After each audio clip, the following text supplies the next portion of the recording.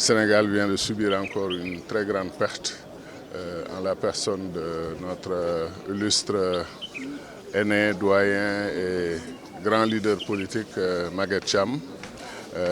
Ce qui le caractérisait le plus, c'est l'immense modestie d'un homme qui pourtant a une dimension internationale, nationale, internationale et panafricaine absolument incontestable.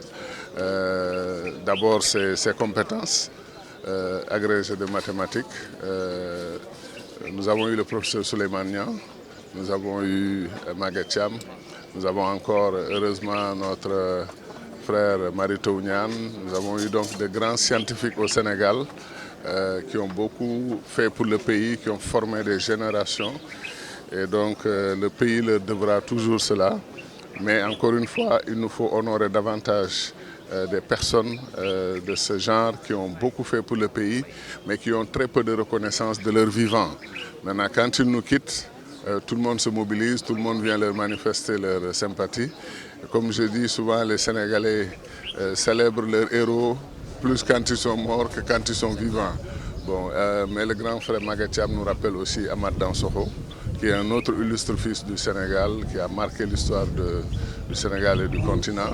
Donc vraiment, nous prions pour lui, que Dieu bénisse son âme au paradis et que Dieu récompense tout son engagement pour son peuple, pour la classe ouvrière, pour les masses populaires et pour les peuples africains en général.